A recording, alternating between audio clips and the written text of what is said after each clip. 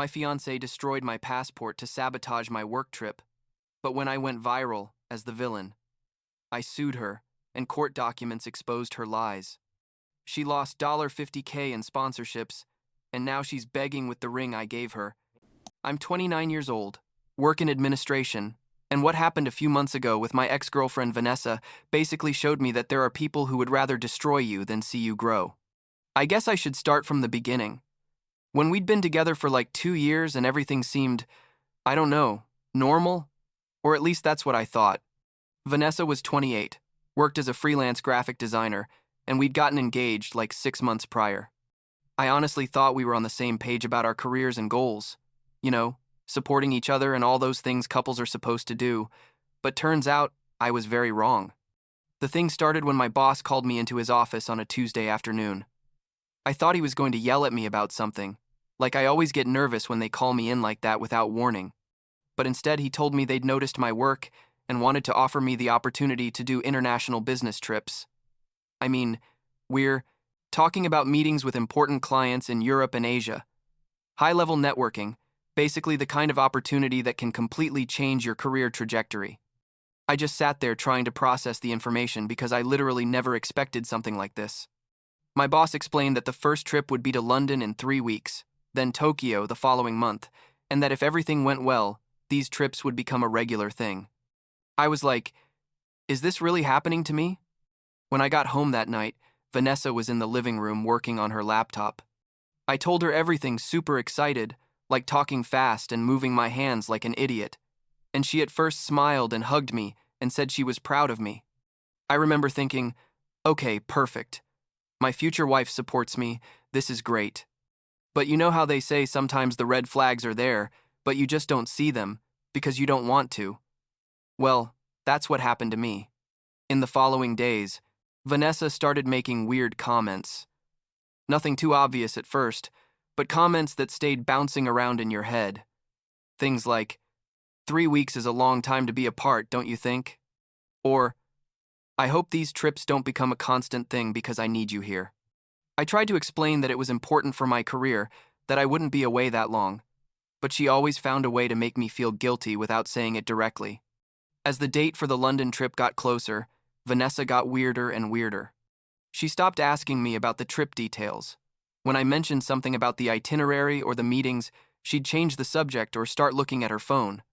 One night, like a week before the trip, we were having dinner, and she said to me, "Do you ever think about what I want?" And I was like, "What? What are you talking about?" And she said, "It's always your job, your career, your opportunities, and what about me?"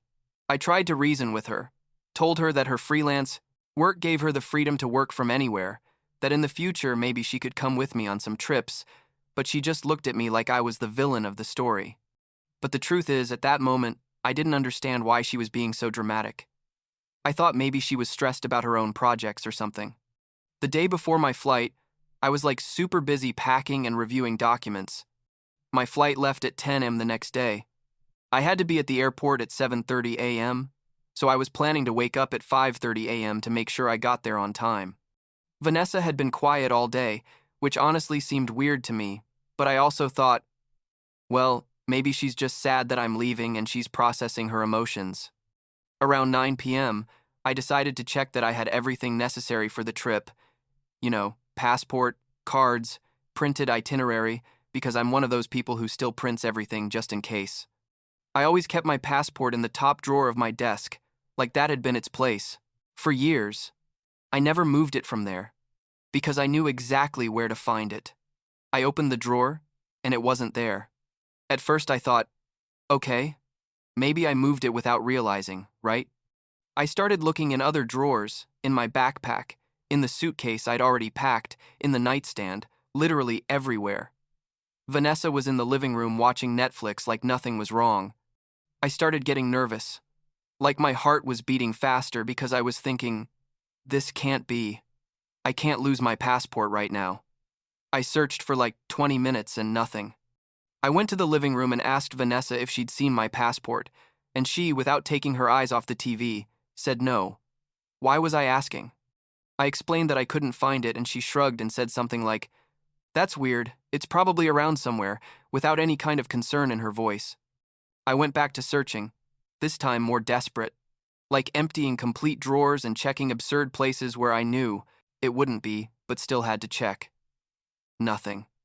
I was starting to go into real panic, thinking about how I'd have to cancel the trip, disappoint my boss, lose this incredible opportunity. That's when I decided to search in places I normally wouldn't check, including Vanessa's things. I don't know what made me do it. Maybe some weird instinct. But I went to our room and opened her handbag, the one she used every day. And there it was, my passport, hidden in the zippered inner pocket. I just stood there like an idiot for a few seconds, trying to process what I was seeing. I took out the passport and went straight to the living room. Vanessa was still watching TV like nothing. I showed her the passport and said, "Why was this in your bag?"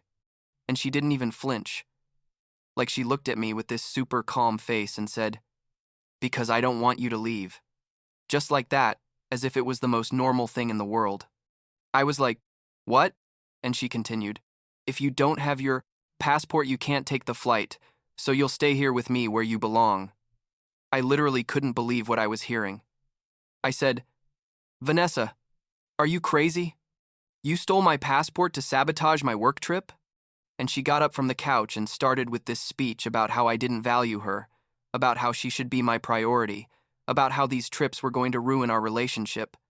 I tried to stay calm, like I took a deep breath and told her that what she'd done was completely unacceptable, that I couldn't believe the person I was going to marry was capable of sabotaging my career like that.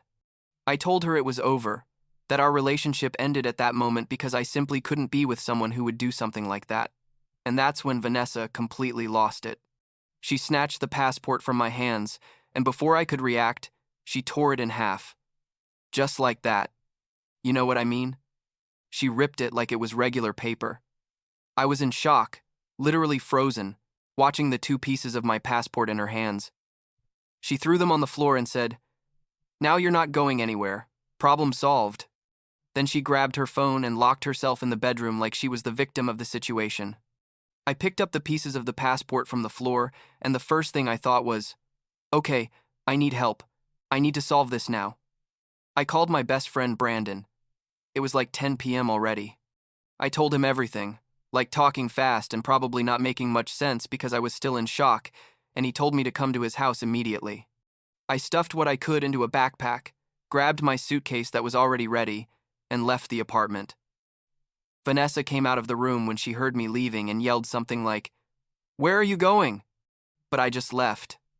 At Brandon's house, he helped me research what to do. Turns out there's an emergency process to get a new passport in extreme situations, but you had to go super early and have proof of your trip. I had all the emails from the company with the itinerary, the reservations, everything.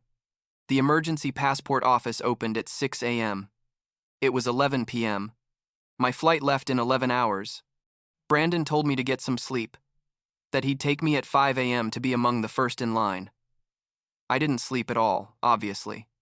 I stayed awake all night checking my phone, seeing messages from Vanessa that alternated between apologies and accusations. Things like, "I'm sorry, baby. I didn't mean to go that far." And then, "This is your fault for choosing work over me." And then, "Please come home. We can fix this." I didn't even respond. At 4:45 a.m., Brandon woke me from the couch, where apparently I'd fallen asleep for like half an hour, and we left. We got to the passport office at 5:30 a.m., and there were already like 15 people in line, but well, we still had time. The process was stressful. Like you have no idea. I had to explain the whole situation, show the destroyed passport, present evidence of the trip, fill out forms, pay extra for the emergency service which cost like $300 additional or something, but it worked. At 7:30 a.m. I had my new passport in hand. Brandon drove me straight to the airport, driving like crazy, but safe. We got there at 8:15 a.m. I checked my suitcase practically running, went through security in record time, and literally arrived at the gate when they were calling my group. I got on the plane, sat down, and only then did I realize I was shaking. From stress, from anger, from relief, from everything. The trip to London was incredible, honestly. The meetings went better than expected. My boss was super impressed with my performance.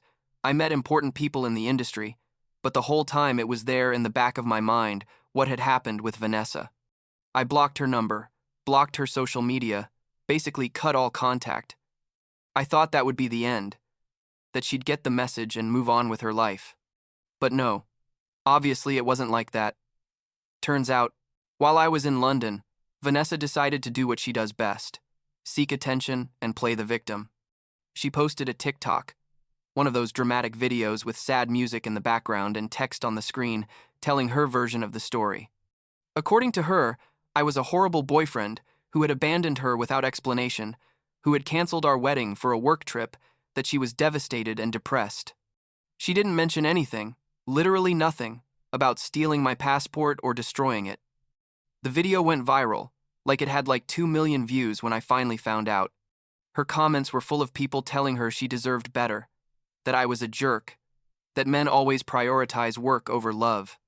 When I got back from London and went back to checking my social media, I had like 500 hate messages from random people, Vanessa's followers who had found my profiles. They said everything to me, like even threats. People telling me they hoped I'd fail in my career, that I'd never find anyone who'd love me. Horrible things. At first it affected me. I'm not going to lie. It was like surreal that thousands of people hated me for something they didn't even really know what had happened. But then I got angry. I got really angry. I talked to Brandon about what to do, and he suggested I seek legal help.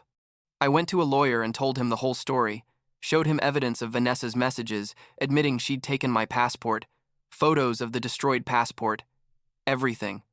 The lawyer told me I had a solid case for property destruction and for interfering with my work obligations.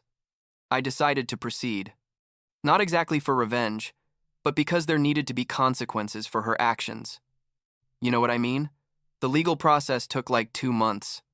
During that time, Vanessa kept uploading content to TikTok about how she was healing after her traumatic breakup, getting sponsorships from wellness brands and all that stuff. She had like 50,000 new followers who followed her for her story of overcoming. It was disgusting, honestly, watching her profit from a completely false narrative. But I stayed quiet, following my lawyer's advice not to say anything publicly yet.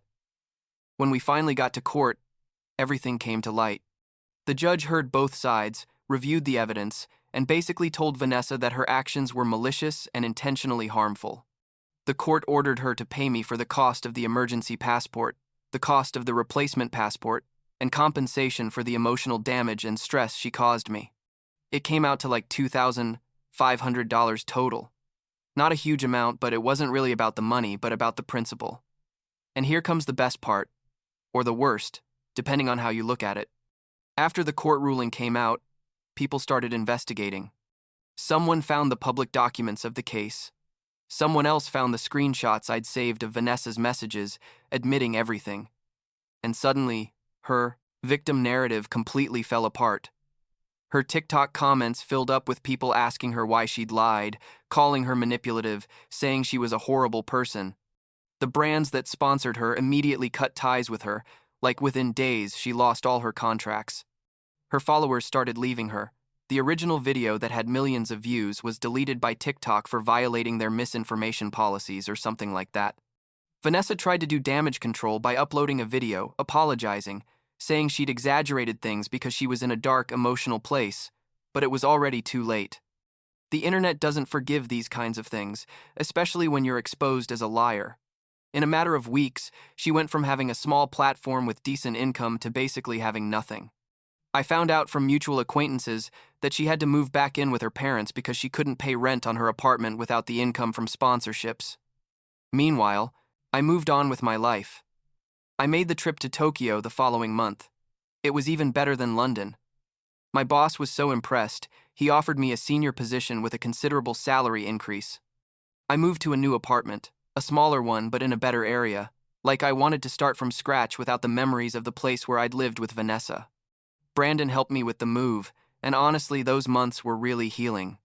I started going out more, reconnected with friends I'd neglected during my relationship, basically focused on myself for the first time in years. like 3 months after all the legal drama. I was in my new apartment on a Saturday afternoon when someone knocked on the door. I looked through the peephole, and it was Vanessa. My first reaction was like, how did she know my address? But then I remembered she probably got it from some mutual acquaintance. I didn't open. She kept knocking and then started talking through the door. She was saying she needed to talk to me, that she'd been going to therapy, that she realized what she'd done wrong, that please would I give her a chance to explain. I told her through the door that I had nothing to say to her, to please leave. She kept insisting. And finally, I don't know why, I opened the door but left the chain on. Vanessa looked bad, like she'd lost weight, had dark circles, didn't look at all like the person she used to be. She showed me the engagement ring, the one I'd given her like a year ago, and told me she still had it, that she still wanted to marry me, that we could start over. I just looked at her and said, Vanessa, you destroyed my passport to sabotage me. You lied to thousands of people about what happened. You tried to ruin my reputation. And now you come here thinking I can just forget all that. No. She started crying, saying she was desperate and didn't know what to do, that she'd lost everything. I told her those were the consequences of her own actions, that I wasn't responsible for fixing the mess she created herself. I told her she needed to move on with her life and leave me alone, that if she showed up at my apartment again or tried to contact me, I was going to get a restraining order. I closed the door. She stayed outside for like 5 more minutes and then left. I haven't seen her since. Fast forward to now, like 6 months after everything. My career is better than ever. I've already done like 4 more international trips and there are plans for 5 more next year. I'm dating someone new, a woman I met at a conference in Barcelona. She's a project manager and completely understands the demands of a professional career because she has the same ones.